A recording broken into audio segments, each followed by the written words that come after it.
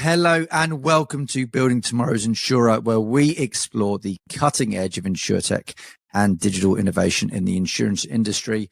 I'm your host, Nigel Fellowes-Freeman, the CEO and founder of Kanopi. And today we are diving into what is on the tip of everybody's tongues at the moment. How do you find the right talent for digital transformation insurance? And how do you find the right folks that can really be the growth drivers to your business? It's a very unique challenge. It's something that everyone wants to try and solve, and especially in this kind of APAC region. And I could not be more excited to have someone who lives and breathes this as an expert in this space. So Daniel Elliott from Blake Oliver Consulting, thank you so much for joining us today. I'm really looking forward to the conversation. Likewise. Thanks for having me. I've been a fan of the podcast and your work. So it's, a privileged opportunity to come and talk about it to you. And hopefully the listeners take away, maybe a different perspective from the people's market. Yeah. People are everything, aren't they? People are critical and core to every bit of business. And I think as the landscape changes and technology changes, it's becoming, people and their skill sets are becoming even more crucial. So Daniel, maybe we can start, I think sometimes starting where you started. Your beginnings is a really nice place to start. And obviously You're working within the insurance field today, but more, I imagine more generally have been in and around people and culture and recruitment. So could you give us a little bit of a history about yourself and how your career's progressed to where you are today? Yeah, absolutely. And I think, interestingly enough, it started with people. And I think a lot of people talk about falling into the industry, and I kind of look back and feel as though I was more pushed into the industry. And I don't know if that had anything to do with being somewhat of a socialite in sixth form, or with that that individual picking up on those transferable skills, which, in hindsight, maybe they should have been a recruiter. But yeah, look, it started 10 years ago. Fresh-faced, head full of hair at that point as well. And I was referred to a business development role in the Greater London market for a company called RCIB. Had a successful 18 months, a few promotions and a few wins along the way. And I certainly had the insurance itch. I think being in the Greater London market, I had, friends or friends' parents who were in Lloyd's in London. And another referral led me to John Flanders and the School of Arthur Financial. And look, I think looking back, I certainly owe or am grateful for that opportunity. And at which point, maybe I was or wasn't aware, but really honed in on, the core values of our industry. I spoke a little bit there about how it, sort of got me to that point, which was through referrals. And yeah, look, I think it was, for me at that age, a real contagious market to be involved with. To this point, 10 years on, I haven't recruited for an industry since. It's always involved with insurance, whether that's insurtech, or more traditional insurance, underwriting, broking and claims. And actually, I kind of have this conversation with my friends quite often. And when they say, what's next for you or what are you thinking about doing? And, I certainly don't see it in any other field. I find the industry, certainly in the modern market, enough to keep us, challenged and stimulated. And certainly being able to, exercise the luxury of, international market and travel, which has sort of landed me here very softly in Sydney. I'm fortunate to, now be having these conversations, reflecting on those experiences or, trying to bring through the sort of next generation of, people and culture and leaders. In a nutshell, that's the last 10 years. I absolutely love it. And Daniel, you obviously therefore have worked in both, from the UK London market and in Australia. Is there any differences in your world in terms of in the people and recruitment world that you saw from the UK to the Australian market? Yeah, I mean, absolutely. And I think that is quite key, actually, having been, fortunate enough to work in both. I find or I have found, should I say, working in the London market, for it to be a little bit more commercially focused, almost, somewhat profit driven. I think, looking at Australia more broadly speaking, and maybe recognizing differences between New South Wales and Victoria compared to, say, SA or WA. But I think the local market has a far more sort of relationship, sort of focused outcome, whether that's to the consumer or whether that's to all parties. But it's more, I guess, given the competitiveness of the market, focused on those relationship driven outcomes. And, maybe that is because of the scale, maybe that is because of the size or how many operate, within that space. But it is almost more competitive in Australia, but almost lesser transactional. And I think people really do seek that, trust in the relationship. I almost think about my, year 1 and 2 versus year 3 and 4. And, I certainly found a lot more traction in years 3 and 4 when people were, sort of aware that A, I was still in the country. Sydney can be known as a transit state at times. B, probably walking the talk a little bit, sort of showcasing that capability and demonstrating that capability. And I think the reason I mention that is because that does ring true to the local market. If we think about, underwriters and brokers, for example, with the added capacity that is flooded into APAC, we're seeing a far more competitive landscape and probably an increase in, the importance of service levels. Underwriters and brokers want to ensure that, they've got that integrity in their relationship, ensuring they're compliant, but also to, better offer that outcome for, their customers and their clients. So, yeah, I almost look at it as though in London, I could probably do business over a 15-minute coffee, whereas in Sydney, I probably need 2, 3, 4, maybe even 5 coffees. So it's a good news for the local coffee houses, bad news for my afternoon anxiety. But, yeah, I certainly see that as a difference. But, ironically, it almost draws on, comparisons at the same time. But I think it's evolving and becoming a really exciting market now as we sort of see those international influences come into local shores. Awesome. Dan, can I just get you to shift the camera a little bit? So to move back into the middle, I just rotate it a little bit so you're more in the middle. Just the other way. Do the other way. Perfect. That way. Bang on. Perfect. Yeah. Super interesting, Daniel. I followed a similar journey from the UK originally, and spent a lot of time in London and now Australia. And I would say relationships are very important here compared to Europe in terms of doing business. I think is every country has its nuance, and Australians do like to have a bit of banter and build a relationship before doing some business, I think. And if we kind of extend that a little bit further, and the insurance industry itself, as you well know, is really shifting in its dynamics. I think specifically in hiring. I think the pandemic, it feels like the pandemic's impacted that in terms of ways of working. I feel like the digitization and the digital transformation that these insurance businesses are going on has impacted that. And of the last piece that I'm sure we'll spend a little bit of time on is big technological shifts like an AI are having a big impact on these hiring dynamics. Can you kind of talk to me around what you're seeing in terms of how these changes have impacted acquisition strategies, specifically in the APAC region? Yeah, absolutely. And I think, it's a conversation I'm often having with our clients locally. We're almost having it with a sense of fresh air as we can sort of relax and look at exploring some of these strategies again. And that's exactly it.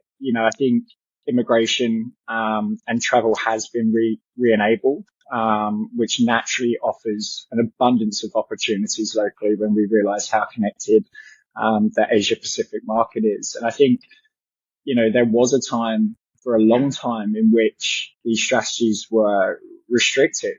We had to consider AU residents and citizens only for hiring more specifically, which comes with its challenges, comes with its, sort of upsides as well. But I guess what we're now seeing, courtesy of the government, in this instance, have made it, far more, what should we say, favorable for insurers, or brokerages, insurtech companies, the community as a whole.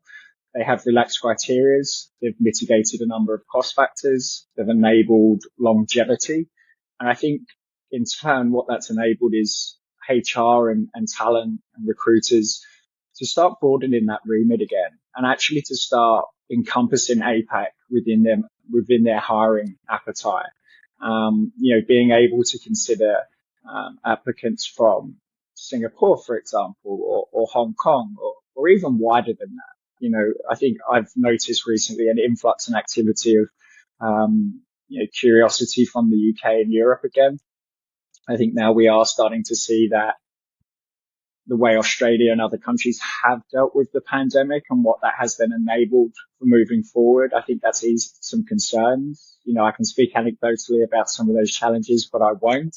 But I know how comforting it is for people and organizations to be able to reconsider diversifying their talent pools, being able to, again, sort of look at other perspectives through international markets. And, the digitalization piece plays a huge part in that, to the second part of your question. I mean, we could speak about the obvious, the emerging tech like Zoom, for example, that was one that came out, but is now here to stay. But I think, ultimately the tech is enabling strategies to focus on, things like screening, compliance, the data and analytics, the reporting, ultimately providing that sort of due diligence in decision making, and then enabling HR and talent and agencies to focus on, some of the core components as opposed to those administrative burdens. And that's especially complicated when you jump into jurisdictions,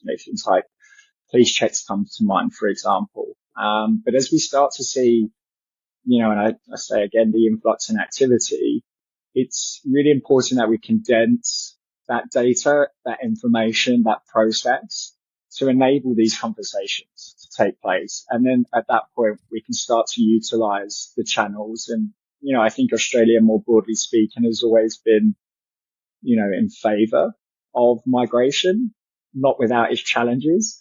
But I think, the conversation now is certainly more positive around longevity and being able to answer those local challenges.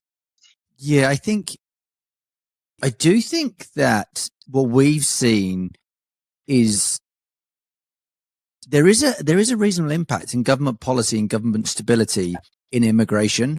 And it comes from, I think part of it is coming from businesses believing they know what's coming and therefore can budget for, can put their hiring strategies in place, understand if they start processes with immigrants that they have a high level of confidence that those processes will get completed before maybe a change of policy or a change of strategy from the government, etc. I know that we see the more confidence you have and the more visibility you believe you have of kind of how the structure looks, you're more willing to make those decisions around hiring strategies. And if we can extend that a little bit further through to specifically Australian insurance market and any particular characteristics that you see of the market itself, and are there any things that are like really local market context that really impact hiring? Or does it not really matter around where the insurance experience has been garnered, that actually it's all relevant in this market? Is there a delta there between those two things? Look, I think there are some differences and there are some similarities, to answer that in almost somewhat of a cliche way. Yeah. If we divide the market a little bit more, so if we focus on, let's say, traditional insurers, who have a real broad appetite, and let's focus on maybe natural catastrophes, for example, those who have had experience locally, in the Australian market, whether that's going to be anything from floods to bushfires, and in between, you might struggle, if you're coming from an overseas market, perhaps with that exposure, because it might not be, within that insurer's main appetite. Whereas locally, we're seeing, companies like, Descartes, for example, focusing on that parametrics piece to better provide those sort of insights and those analytics. Whereas in other major markets, it might not be at the, at the forefront of their sort of appetite or their portfolios. So we might see that more broadly spread across, traditional P&C classes. Or on the flip side of that, we might look at cyber locally versus cyber internationally. And, I remember sort of 10 or so years ago, and CFC still remain one of the forefront runners within that world, are densely populated with specialists. They're thousands of employees strong. So I think, if we looked at cyber locally, there's a lot of education. I think there's a lot of need to understand, and there's a lot of need to implement, especially within that SME market where we can take international influence, perspective, insights and understanding, to better, adopt a local policy, a local risk appetite.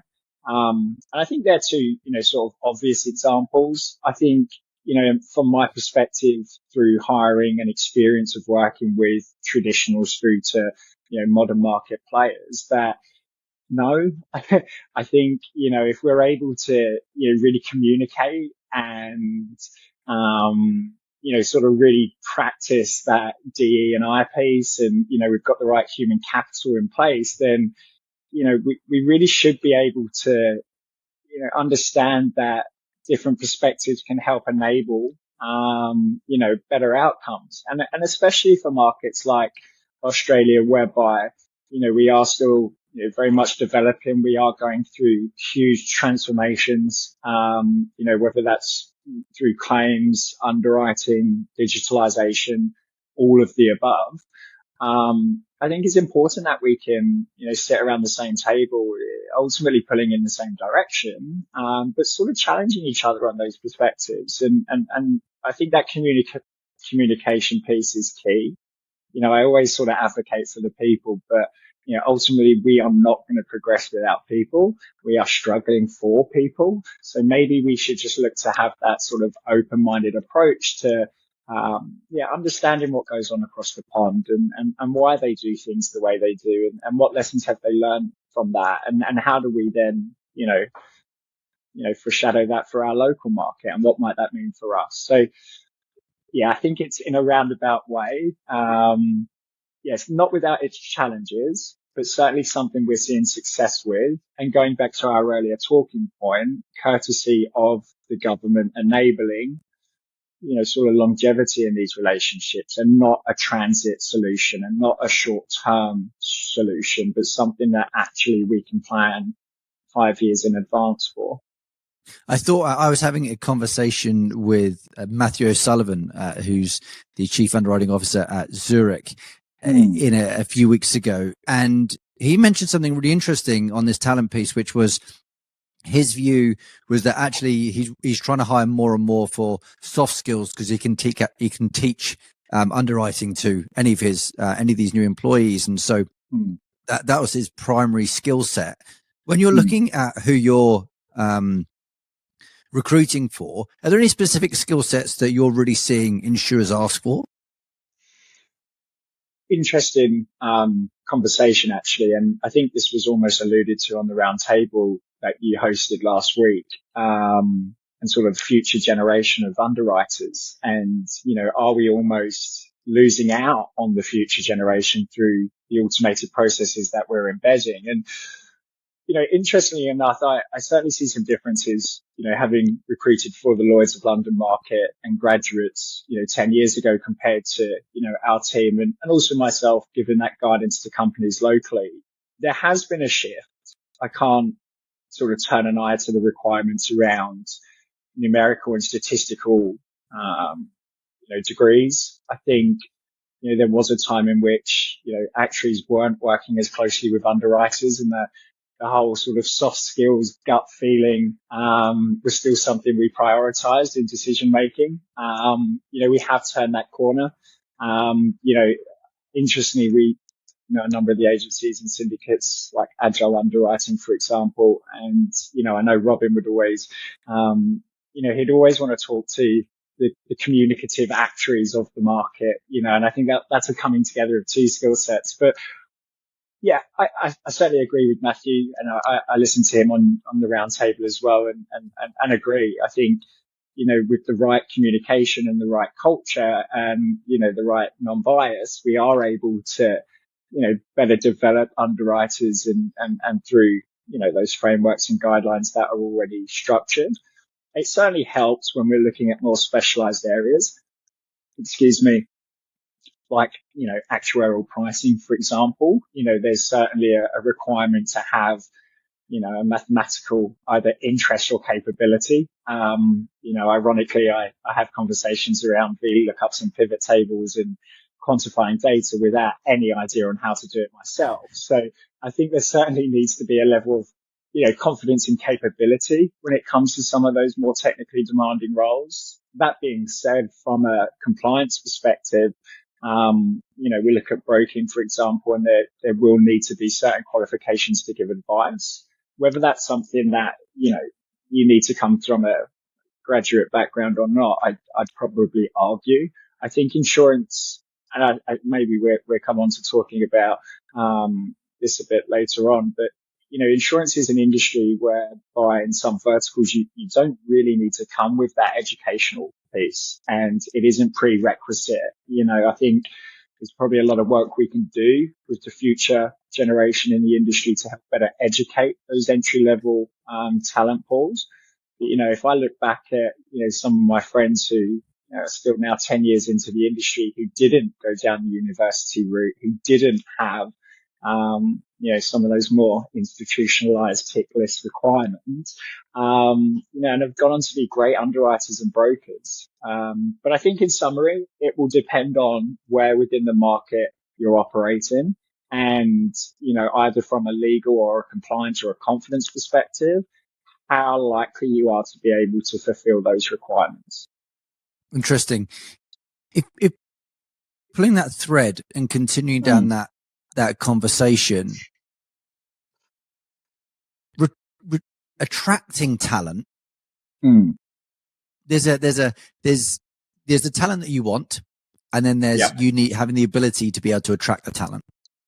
And I think the industry overall has historically suffered in a very unsexy image, and therefore traditionally struggled potentially to attract maybe some of the talent that we now need within the industry because of the speed of transformation that's happening and all of the things that in reality we are coming right towards the bleeding edge of tech to be able to deliver what insurance needs.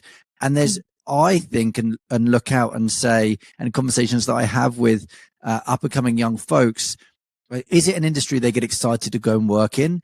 And I think the narrative that the sector has created isn't good enough right now, which means you don't get the attraction of the top talent that maybe actually goes, you know what, I'd like to go and work in consumer tech at Meta, or I'd like to go and work in AI tech at elsewhere. But actually that talent's needed in the industry.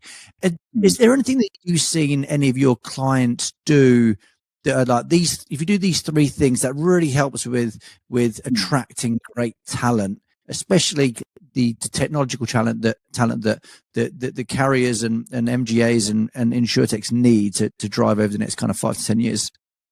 Yeah, look, I think there is. I certainly won't now plug our Blake Oliver Connect event, or Careers in Insurance, who we partner with. But look, we have listened, to the call, and we have actioned, and we feel as though we have found answers. And that's not just for the sort of emerging tech requirements.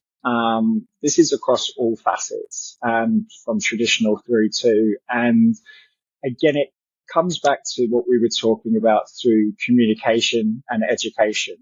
So I think the ability to be able to protect our future of the industry is naturally going to come through future generations.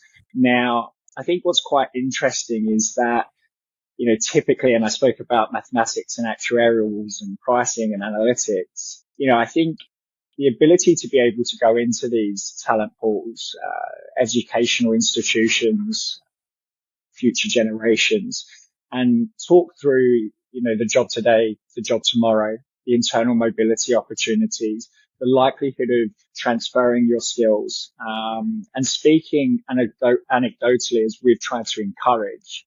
I don't mean going to a school fair and being a stall part of 100 others and giving out, squidgy cars and talking about motor insurance. I mean, sitting down at a round table, people like yourself or Matt, who we spoke about, or Robin, who we spoke about, and talking through, the years of experience in the industry that they have, the opportunities they've had as a result. And actually what you might find is that, the individuals who are studying mathematics to go into wealth management actually might then reconsider and look at going into actuarial or underwriting. I think when you look at some of the classes of business within the industry, explaining to entry-level graduates that insurance isn't just what your mum and dad are arguing over or the claims aren't being paid on. It's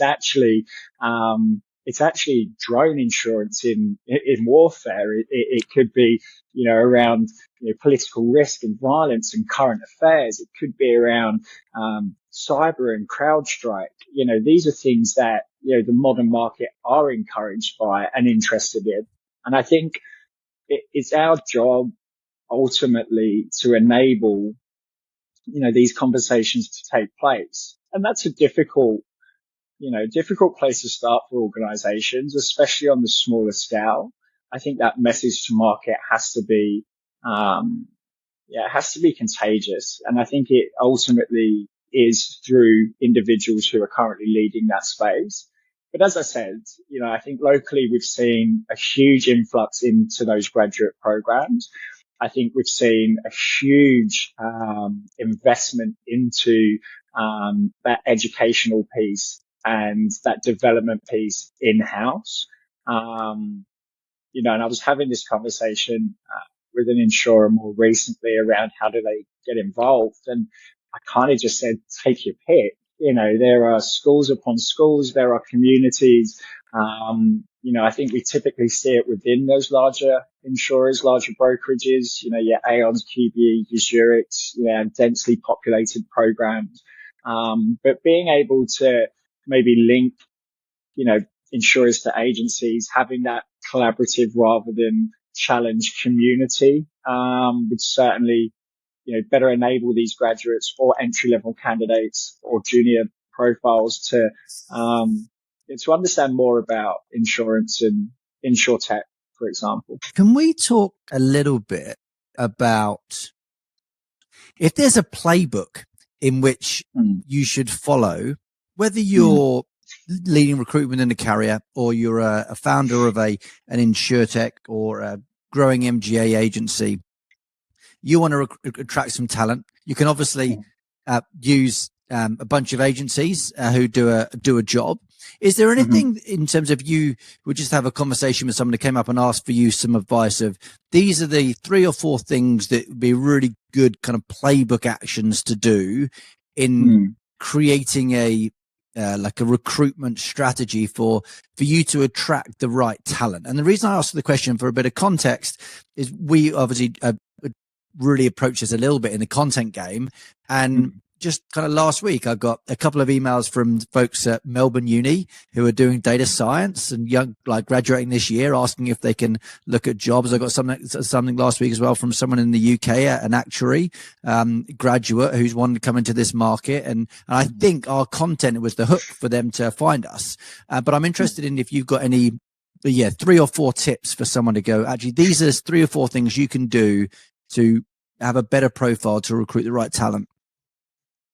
I think what you just touched on there, the content and the hook, I think that's particularly important. The message to market, the ability to have a positive delivery of the values of a business, the cultural values of a business. We spoke about migration, overseas workers. You and I can speak anecdotally about that, as I'm sure a number of your listeners in Australia can. And ultimately, we want to have the ability to land softly And I think that can also come with, a number of different challenges. We can talk about human capital, we can talk about leadership and how they can, remove those bias, and maybe we will come on to it. But I think if you're looking to attract, these people, it's about being able to, deliver the message to market about, as we said, internal mobility opportunities, the learning and development components, and that's sort of the DE and I piece as well, which, I see in the next 5 or so years becoming increasingly important. So on the flip side of that, for the job seeker, I think really understanding what's important, to you as a person and in a personality, and engaging in the right areas can be quite difficult. For example, we've spoken about actuaries, underwriting and broking, all of which do require quite contrasting personalities. Whilst the technical components can work in synergy, I always have found, employers believe good underwriters are good brokers. It isn't without its cultural or personality differences. So as a job seeker, being able to maybe benefit from these introductions, as I mentioned, with Careers in Insurance or Blake Oliver Connect, and actually have a conversation with people, rather than asking ChatGPT or typing into LinkedIn or, hearing what your friend, has had from their experience, but actually having that real time, first hand, dialogue with people, which then probably leads me into point number 2 around network, which I think is difficult, for some, especially, as you mentioned, maybe with people being from the UK, wanting to understand Australia, maybe depending on the level. It's almost a blessing having, relationships in the industry, because it helps overcome that, introductory barrier, and people are ultimately, should you be referred, always respecting and honoring of that.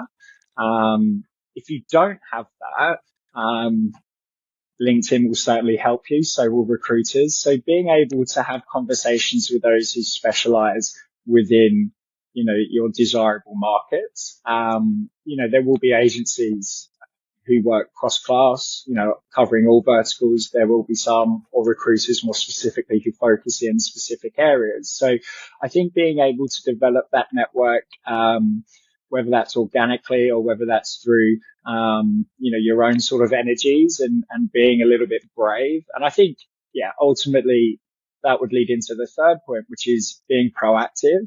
Whilst we do talk about the challenges in hiring and attracting and retaining, it's not through the lack of option. There are still an abundance of, people out there who are looking to get into the industry. There are still populated processes. We do still have, international and local applicants. Filtering through the right ones is naturally the challenge. However, there are still, there are still numbers attached. So I think people would have to take a level of proactivity, both from a hiring and from a wanting to be hired perspective. And that comes through, probably a combination of the first 2 points as well. But I think we do see within insurance the idea that, that application piece is critical. Like people like Matthew have said, there's a lot of tools, a lot of, information. There are platforms for people to progress and to learn and to develop. But probably finding that position and positioning yourself in a point of which that says, okay, I'm interested, I'm here, I'm having the Zoom, what's the time difference look like? I can wake up early. Okay, I can do an afternoon call, going through, sort of immigration conversations. I'm having one with a gentleman in Manchester who sort of came in and said, I've moved to Dubai previously with my family. I haven't looked to Australia. Where do I start? What do I do? Just having that level of enthusiasm, I'd certainly encourage. And if not, just like I said, go back to a good recruiter. Good recruiter can do some heavy lifting for you. Exactly. We've managed to almost make it half an hour through without talking deeply in AI, Daniel. And I'm keen on your views on a couple of these things. The first one being, are you seeing, I'm hearing that carriers specifically are hiring for specific AI skill sets today. Is that something you're seeing in terms of in real world? And are you seeing PDs and JDs out with that are specific AI JDs and PDs, or is it more? Is it? Yeah. But ask that question first, and we'll continue down there. We are seeing specific teams, both from an industry and a recruitment perspective. Interesting. I think from an investment perspective, recruitment might just be behind the other industries in that regard. But we've been working with technology and AI for a long time in recruitment when it comes to things like automation and predictive sort of analytics.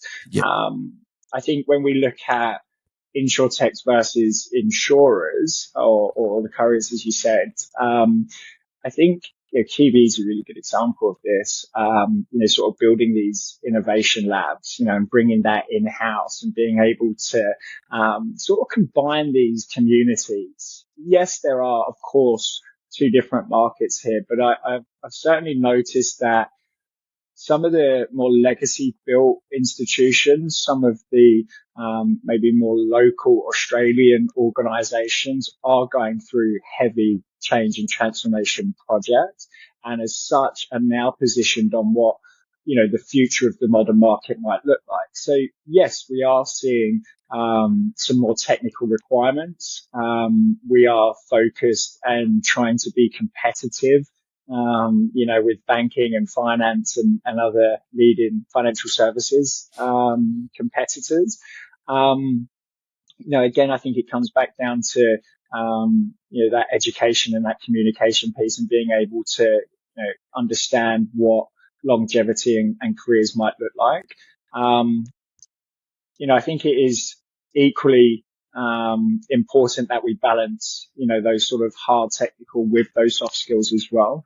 Whilst we are building, we are then integrating, and we are ultimately bringing that together to better service, the consumer and the outcome. And I think that's where there's been probably a bit of difficulty.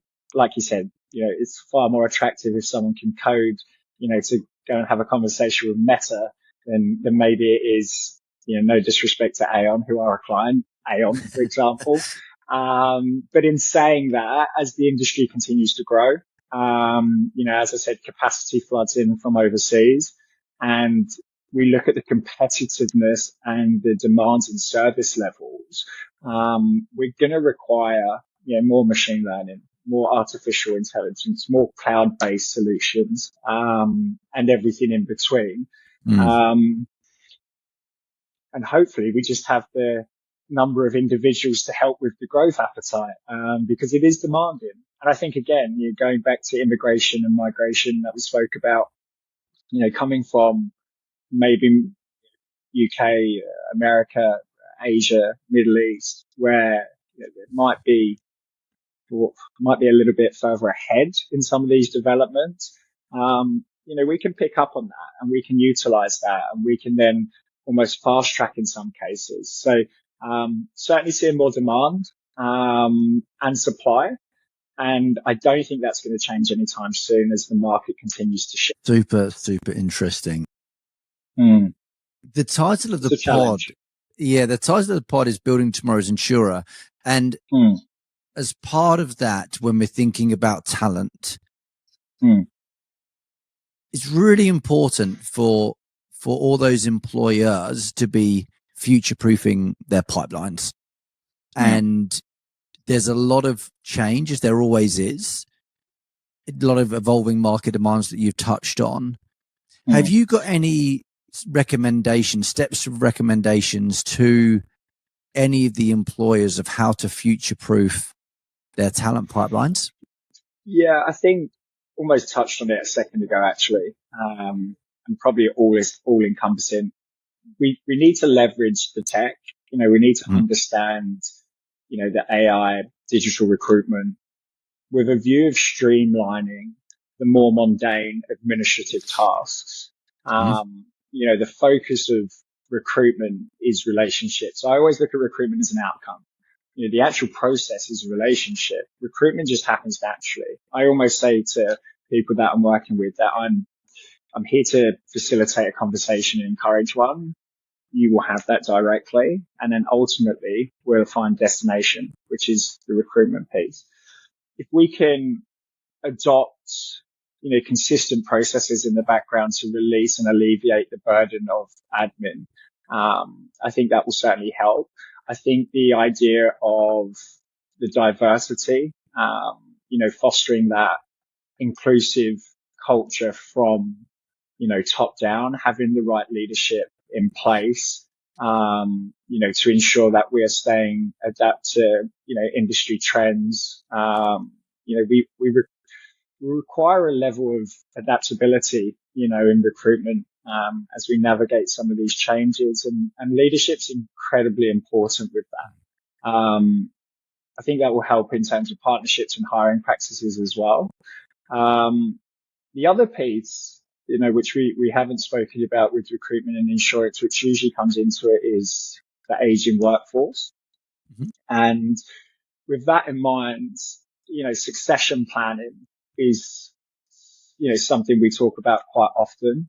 I think the ability, with my clients anyway, the ability to, sort of develop those internal leadership programs, that transferring of knowledge.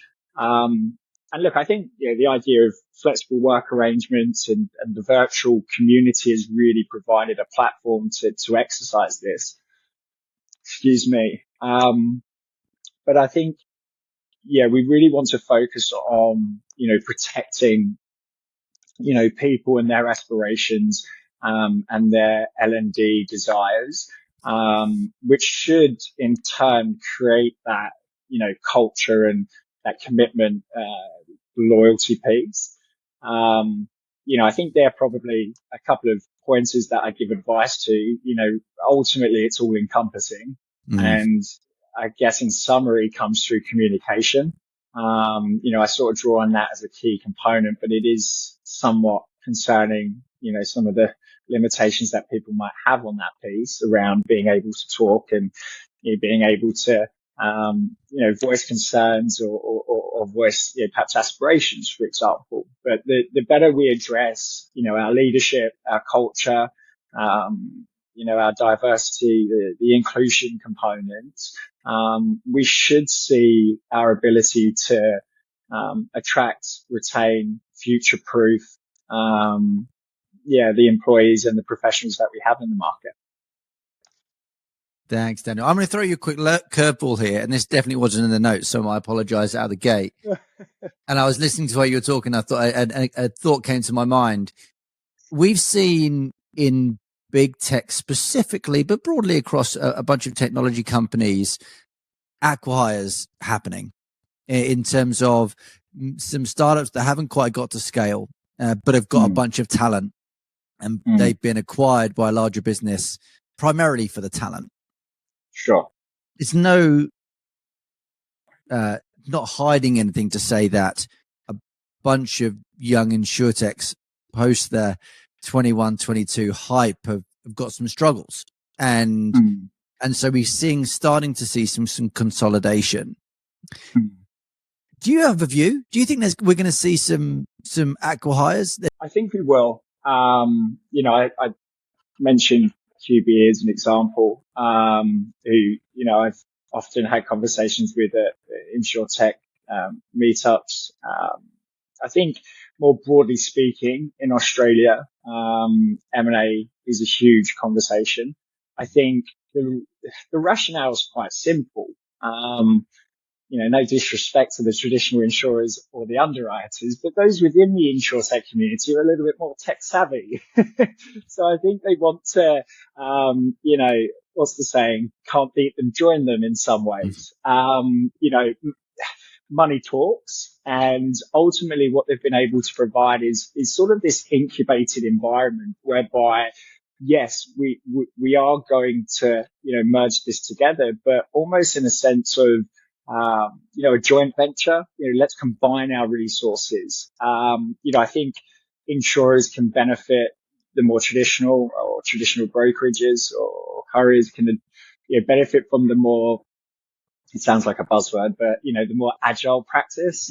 I think being able to, pair up, should we say? Look, I remember working in London sort of 10 years ago, and there's some real traditional underwriters in Lloyd's at that point. And the introduction to actuaries wasn't exactly well received from all.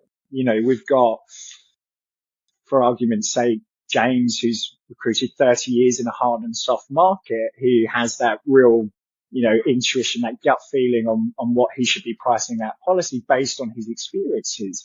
Whereas we've got a 22-year-old actuary who's come in and crunched some numbers and put it all into, an aggregate model and said, well, based on my predictions, this is what we should be considering. And there was a conflict there at that point, but through that joint venture, through combining those resources, through, having the right culture in place, we've actually now been able to, almost make that in one hire. We've almost got an actuary and an underwriter in one now. So I think, history does repeat itself, but we learn from it. I think we will see a continuation of, M&A or acquisitions in the market whereby, a traditional insurer might say, look, we've heard really good things about your underwriting methodologies, or we've heard really good things about your data and analytics. It's more for your conversation there. But, I look at some of our clients who are already doing that. I think it's particularly important to protect their environment. I don't imagine, everyone from the insurtech world is going to walk into 338 George Street and, there's going to be a queue for the ping pong table or the pool table. However, being able to perhaps just broaden that appetite from both perspectives, from a collaborative rather than a challenging perspective, ultimately, should provide the right outcomes. So yes, I do think we will continue to see that. But what I hope we continue to see is the joint venture, the combined resource. I think the coming together of two. I think what would be a real shame is if we was to institutionalize insurtech. That would be a shame. I agree. It would be. Daniel, I've enjoyed this. I want to wrap with a final question, if that's okay. Sure. Based on your experience, your insights, you're reading the tea leaves of talent every day. What do you foresee as the future trends in insurance talent management over the next 5 or 10 years? I think it's encompassing of our conversation, actually. I think we will certainly see within the recruitment landscape the continuation of tech. As I said before, tech isn't an emerging conversation in recruitment, as it isn't in most industries, but it is a far more utilized, component of the role. More in a sense now of automation, and streamlining their more routine tasks. So whether that's going to be from an agency or talent acquisition or HR, but essentially giving them the opportunity to focus on people, on strategic initiatives, as opposed to, formatting a resume or market mapping or running the compliance. I think there will be a growing emphasis on what we spoke about with digital skills, and that continued learning. Yes, we will see, more coders coming into the market. We will see more change and transformation forthcoming. I think there's a lot of learning and development as part of that as well. So I think as a result, that education piece is going to be crucial. I think companies will prioritize diversity, equity, inclusion. I think that's going to be almost embedded into practices. I think ensuring we have the right leaders, the right, sort of cultural dynamics within organizations will be important, and probably focused on in the next 5 to 10. I'd probably say in addition to that, enhancing that sort of employee experience. We've spoken a lot about attracting and retaining, and I said one of the ways in doing that is just to have a conversation about it. But, those sort of more personalized career paths, whether that's, like we said, succession planning or sort of information transferring or well-being programs, but ultimately providing, that bespoke and empowering people, and giving them, the opportunities that we've spoken about. So yeah, probably that internal mobility piece, I'd imagine, will continue to be, and if not more, even, prioritized in hiring and individuals. Hard to look into the crystal ball, isn't it? When we look very at hard, but I think it sure is. I think it is hard, but I think you've highlighted the things in both the recruiting, like attracting and retaining. I think you're right on the retaining piece of how you can bring the folks in, but keeping folks excited, motivated, and wanting to develop within the organizations is going to be really crucial. So I think once you start getting good talent, more talent gets attracted to great talent, and so that virtuous cycle is very, very important.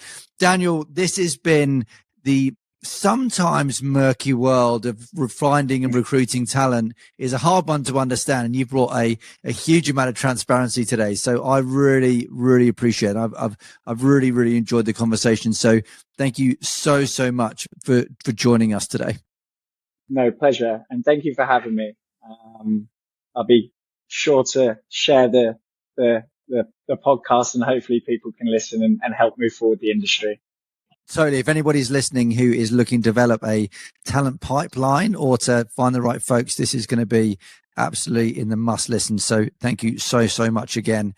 Thanks everybody for listening. It has been another wonderful conversation. If you want to watch the video version of the episode, head to our YouTube channel. The link will be in the description below. And as always, if you want to hear more from any of our industry leaders who we think are pushing the boundaries of insurance, please do check out all of our other episodes of our podcast series, Building Tomorrow's Insurer. Daniel, thank you. Have a fantastic weekend. Look forward to seeing all the content you put out. Thanks, Nigel. You too.